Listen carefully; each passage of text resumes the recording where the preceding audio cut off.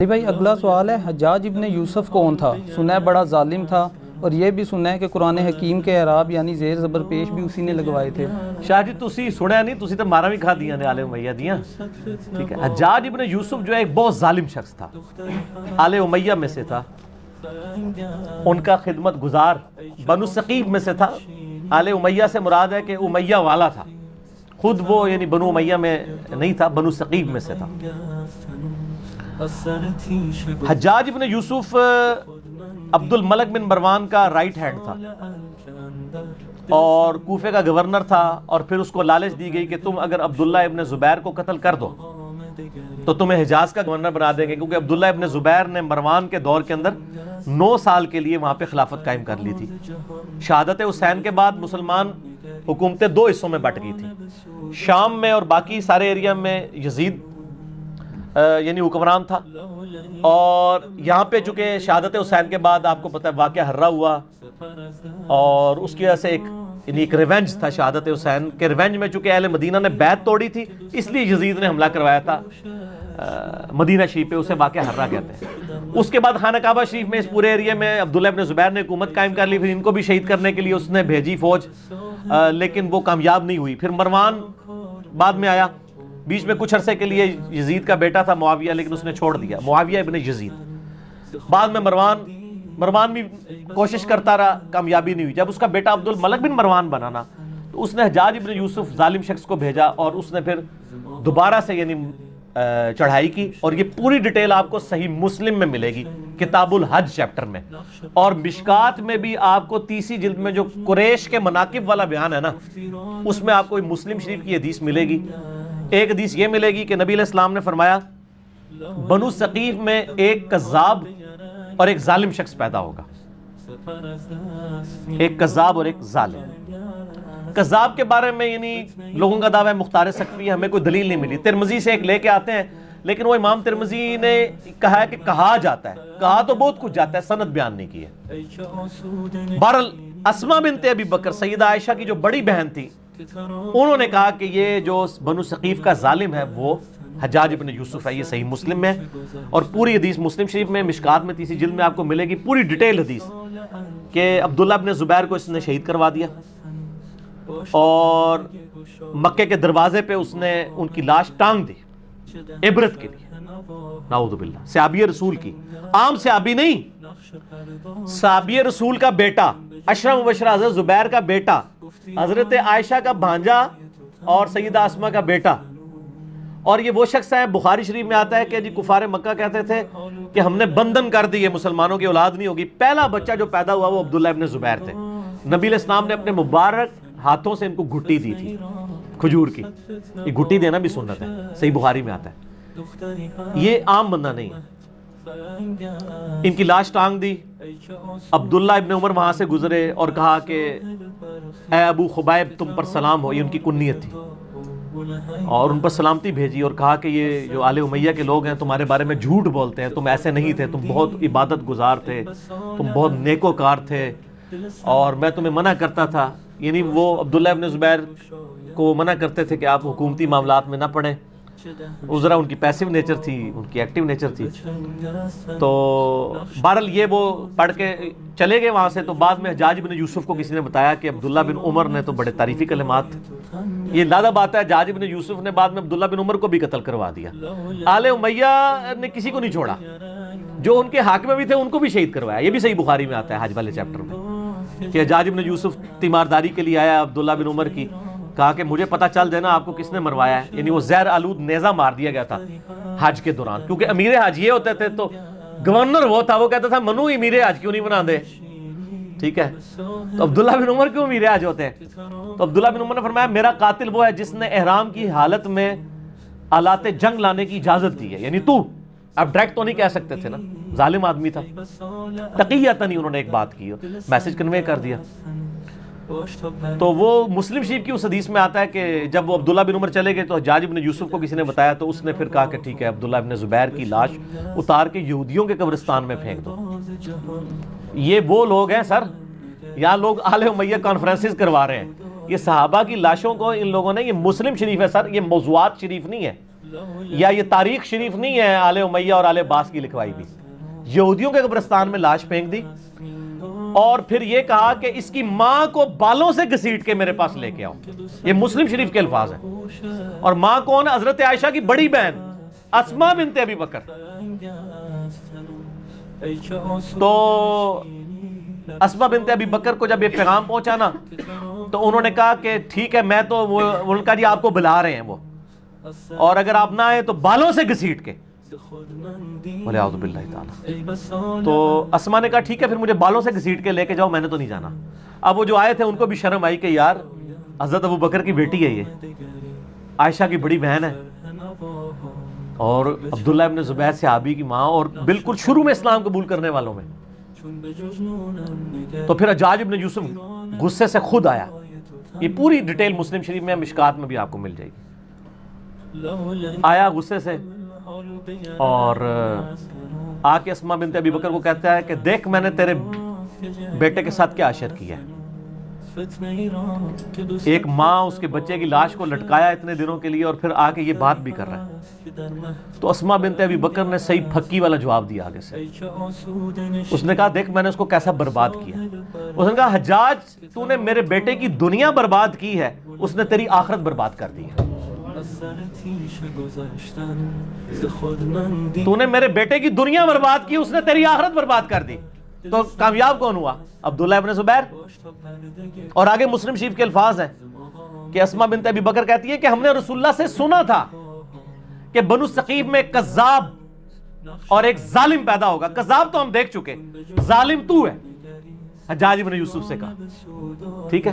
اور پھر فرمایا کہ میں نے سنا ہے تو مجھے کہتا ہے کہ 2 آزار بند والی. یہ سیدہ اسماء کی یعنی آپ سمجھ لیں ایک خصوصیت کے طور پہ بیان کیا جاتا تھا، 2 آزار بند والی. تو اس نے کہا ہاں. تو ان کا تجھے پتا یہ 2 آزار کیوں تھے؟ ایک یہ جو آزار میں باندھا کرتی تھی نا ابو بکر اور رسول اللہ صلی اللہ علیہ وسلم کا کھانا لے کے میں غار ثور میں جایا کرتی تھی، اور دوسرا آزار میری تہمت ہوتی تھی جس سے کوئی عورت بھی آزاد نہیں ہو سکتی، اور اس وجہ سے میرا نام پڑ گیا تھا 2 آزار بند والی، رسول اللہ صلی اللہ علیہ وسلم کا کھانا لے کے. تو آپ اندازہ کریں کہ آل امیہ نے ان لوگوں کو جنہوں نے اسلام کے لیے اتنی قربانیاں دی تھی ان کے ساتھ کیا کیا ظلم کیے. صرف آل رسول کے ساتھ ظلم نہیں کیے، باقی صحابہ کی اولاد کے ساتھ. یہ جو آج جو ہے وہ سعودیہ کے ریال لے کے ان کے فضائل و برکات جھوٹے بیان کرنے کی کوشش کر رہے ہیں، ان کو پتہ نہیں ہے کہ یہ بھی کیا کر رہے ہیں. یہ اپنی دنیا بچانے کے چکر میں اپنی آخرت برباد کر رہے ہیں ان کی جھوٹی وکالت کر کے. اور سر آپ کو حقائق اگر جاننے ہیں نا تو آپ یہ میرا ریسرچ پیپر پڑھیں، واقعہ کربلا کا حقیقی پس منظر 72 صحیح الاسناد احادیث کی روشنی میں اہل سنت کی مین سٹریم کی کتابوں سے میں نے 200 روایتیں جمع کی ہیں، اکثر بخاری اور مسلم سے. تو یہ جناب حجاج ابن یوسف تھا اور یہ اس کی اصلیت تھی. پھر اس کا اینڈ بھی ہوا ہے. سر ہر بندے کی اخیر ہوتی ہے نا، ہر بندے کی اخیر ہوتی ہے. پھر اس کو پھر کینسر ہو گیا تھا اور بڑی یہ بری بھیانک موت مرا ہے. اور موت کی اس نے آخری جس صحابی کو قتل کروایا وہ سعید ابن جبیر تھے، تابعی. ٹھیک ہے، وہ بھی بڑا دردناک واقعہ ہے، وہ میں بیان کروں تو آدھا گھنٹہ اور لگ جائے گا.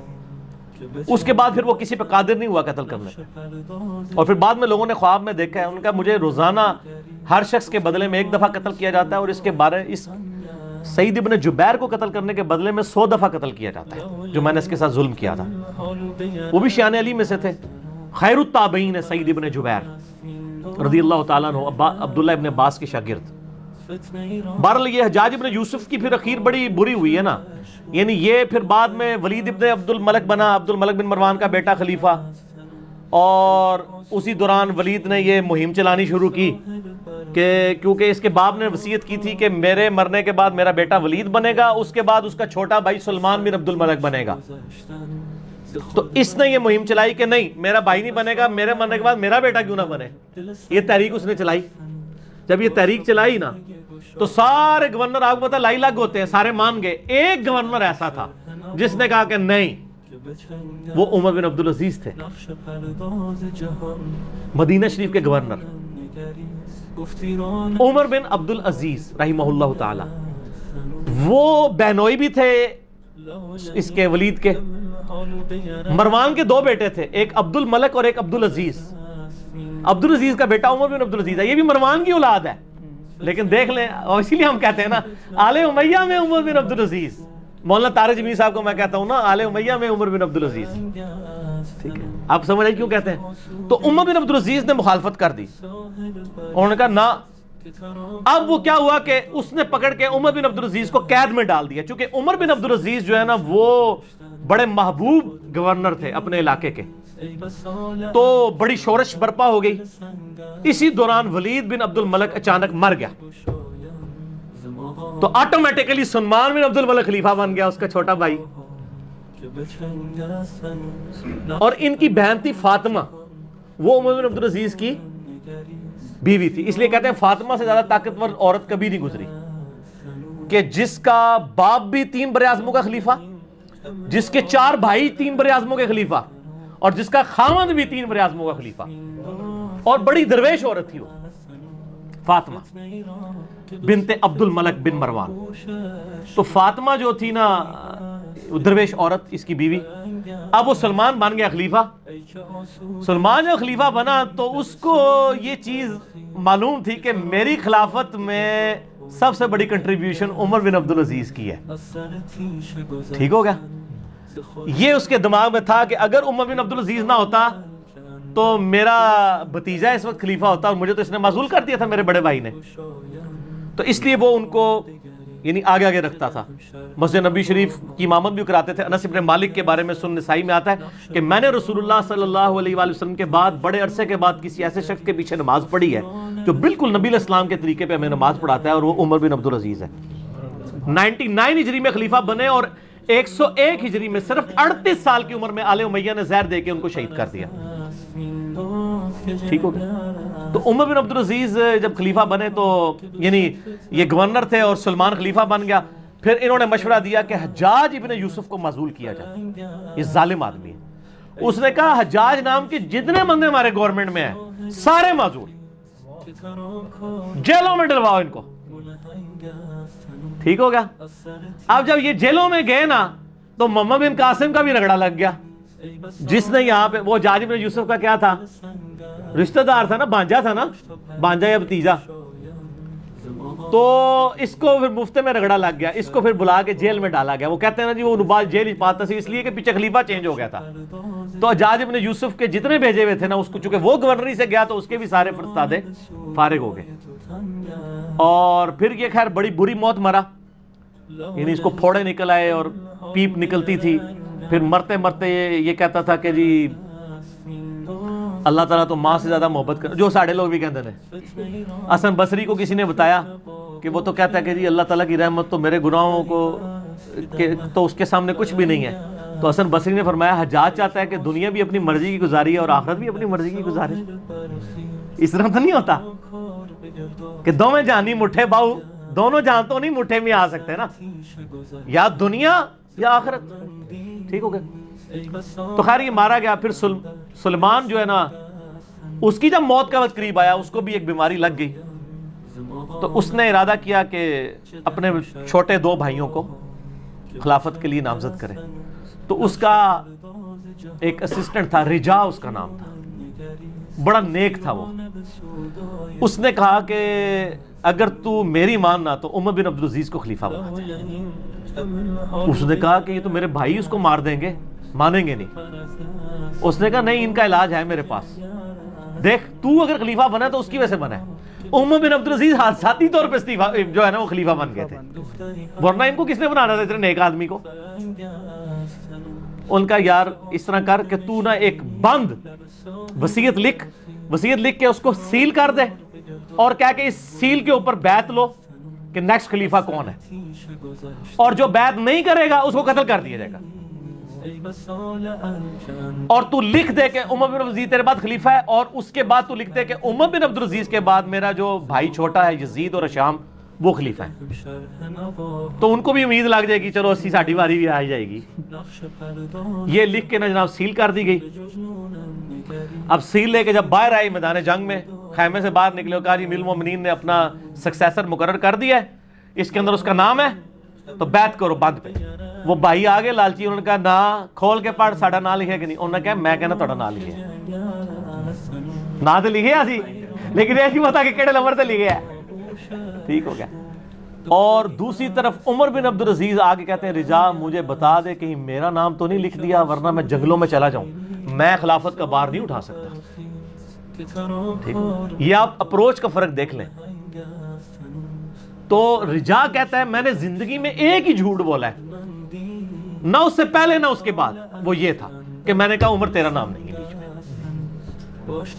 کیونکہ مجھے خطرہ تھا کہ یہ چھوڑ دیں گے اور مسلمان ایسے حکمران سے محروم نہ ہو جائیں. کہتے ہیں جب وصیت کھولی گئی, جب پڑھ کے سنائی گئی عمر بن عبدالعزیز, تو عمر بن عبدالعزیز جو ہے وہ بے ہوش ہو کے گر پڑے. دو بندوں کے سہارے, ایک 35 سال کا نوجوان 2 بندوں کے سہارے لا کے منبر تک لایا گیا پہلا خطاب کرنے کے لیے, اور آل امیہ کے چہرے لٹک گئے. لیکن جب پڑھا کہ ان کے مرنے کے بعد وہ بھی بنیں گے تو ان کو امید لگ گئی, ان کا چلو ٹھیک ہے ساڈا یار بہنوئی ہے نا 100 کرو کیڑا باہر دا بندہ ہے. ٹھیک ہو گیا. دادا تو ساڈا مروان ایک ہی ہے نا. ٹھیک ہو گیا, پردادا. تو یہ پورا معاملہ ہوا.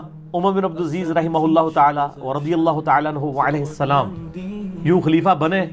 پھر سر 2 سال صرف ان کو رہنے دیا ہے, 2.25 سال, جتنی حضرت ابوبکر کی خلافت کا ٹینیور ہے نا اتنا ان کا. اور دیکھ لیں اسلام میں 5 خلفاء ابو بکر, عمر, عثمان و علی اور حسن ابن علی کے بعد چھٹا خلیفہ ان کو مانا جاتا ہے. بیچ میں کسی کو خلیفہ نہیں مانا جاتا. علی منہاج النبوہ 2 سال کے اندر, 2.25 سال کے اندر انہوں نے پچھلے 40 سال میں آل امیہ نے جتنی لوگوں کی جدادیں ہتھیائی تھی نا ان کی اولادوں کو بلا کے واپس کی. جو جاگیر فدق تھی وہ بنو ہاشم کے حوالے کر دی, اور ممبروں پہ جو پچھلے 60 سال سے سب و شتم ہو رہا تھا مولا علی پر, لعنت کروائی جاتی تھی, وہ بند کروا کے ان اللہ یأمر بالعدل والاحسان یہ والی آیت خطبے میں داخل کی. اور تبدیلی آ گئی جناب, یہ تبدیلی تھی جو آئی.